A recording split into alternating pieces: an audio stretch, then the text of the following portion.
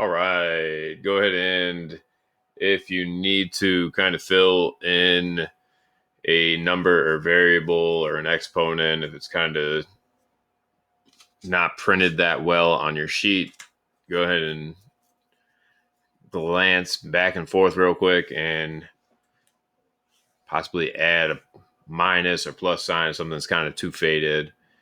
And we're going to give about 5 minutes for each section here. We have 3 sections we're going to go through. And then after the 5 minutes is up, we'll continue watching this video and review those questions that were in that section. So right now, pause this video, complete those problems independently, and then we'll come together here in 5 seconds, talk about some of these problems, and go over these answers together.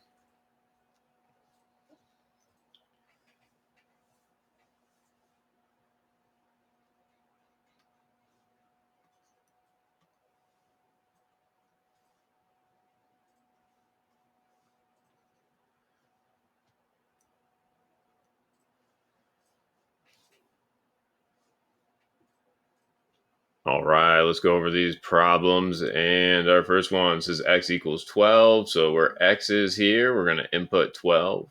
And these are sitting right next to each other. So I'm going to put that x in parentheses, showing that we're still going to be using multiplication here between these two terms. And then we have plus 6. And then we got to use our triple O order of operations. Please excuse my dear Aunt Sally. And it means we should be multiplying first, then adding. So we'll do our 2 times 12. It's 24. Plus 6 gives us 30. So our answer for our first one there should have been 30. Continuing on. Just trying to get situated here. My desk, I got too many things on it. All right. And we'll use a different color, try to separate these things. And this time we are going to substitute in 20 for x. So this time, again, I really recommend putting parentheses around whatever you're replacing the variable for. So here I got the 1/5. In parentheses, we have 20 and plus 14. So we kind of run into the same issue here where we're going to be multiplying and then adding. So you could look at this as what is 1/5 of 20. Some people can look at that and go, yeah, I know that. If not, if you're not one of those people, we are just going to use multiplication here, and we are going to multiply across the top and across the bottom. And if you see, we can multiply. What? This is not a fraction. That's all right. Just go ahead and you can always turn any whole number into a fraction by just putting a 1 underneath it. True story. Just put a 1 underneath it. Put a 1 underneath it. If you got a whole number and you want to turn it into a fraction, just put a 1 underneath it. So there we go. Now you got 1 times 20 is 20. 5 times 1 is 5. And then 20 divided by 5 is 4. And then lastly there, we got to add the 14, leaving us with an answer of 4 plus 14, 18 for that problem. Sorry, kind of, I don't know, everything's smushed together here, but so far so good. Let's try to finish out going down. Sorry, I'm kind of going top to bottom here. I don't know, these kind of go back and forth, but anyhow, looks like we're doing the odd ones first, then we'll jump over to the evens.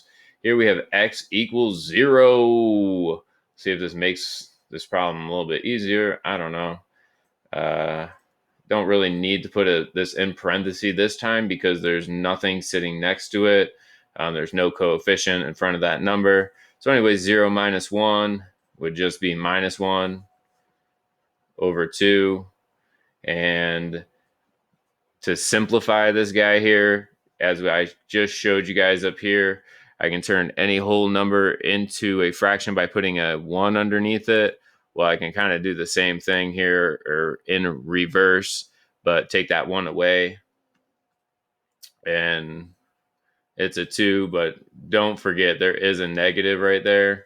So this answer is going to be a -2 here. So Um, you can write -2 and just examples here. -2 could be written as -2/1. Could be written as sometimes you can see it as 2/1 and the negative in the middle. And you can see it just like we just saw it with the negative in the denominator. But really, all of these mean the same thing.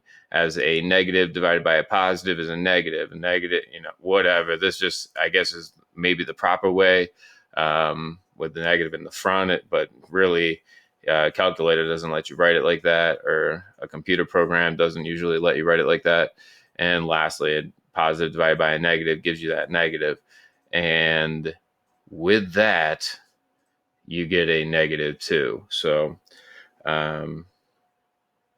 yeah, I would recommend real quick, though, that we would let the negative right on top. This is how you usually will make things simpler in your life and of algebra going forward, is let the negatives right on top.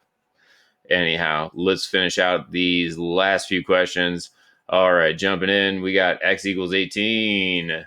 So -3, got an 18 in there, and a -5. Okay. Yeah, not that exciting, but 3 times 8. And looks like we get a -54 minus 5. It's like I lost $54, then I lost $5, I lost $59. Not that exciting, but moving on. We got x equals 5. Try to switch up my colors here so they don't run over. 5 divided by 2 times 16. And here I got that same issue. I got a whole number. I need to turn it into a fraction. Yeah, put a 1 underneath it. Put a 1 underneath it. All right, done. Then we just multiply across the top and across the bottom. This is kind of how I felt on that last problem. I'm just like, I don't even want to multiply this stuff. Like, give me a calculator. So we're going to jump to a calculator real quick. And there's a calculator. Oh, man. Try one more time here. There it goes. So I'm going to be lazy here and multiply 5 times 16 is 80. There we go. And 2 times 1, I got that is 2. 80 divided by 2, we should have got an answer of 40 for number 4. And last but not least, number 6 in this section, we're going to replace x with a -1. See if I can get a color we haven't used yet. I don't know, gray, I guess. Ooh. And looks like we're going to have -1 squared minus 4. And then that x is sitting right next to the 4. So I really recommend put it inside the parentheses.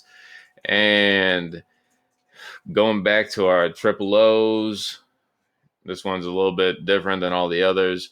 You're going to have deal with the exponents first. This is what I'd recommend here. And really, because this parenthesis is really displaying multiplication. That's really what that's representing. There's not like a operation to really do inside that parenthesis, or something that needs to be done prior to that. There's only one term in there, so we can just leave that be. So let's go ahead and first we got -1 times -1. That's going to give you a +1. So this will turn to +1. Let me erase some of this stuff here. Sorry. I know, right? Let's see. Erase. Oh my gosh. I gotta get it better.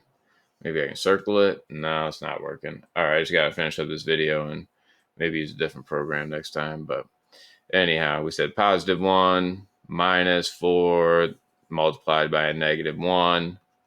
Oh, come on. There we go. And lastly, we're gonna have to do our multiplication. Negative times a negative is a +4. And then I got 1 plus 4. And we get 5. All right, let's take a brain break, and then we'll get back to our next section here and jump into a little bit more review. Thanks, guys.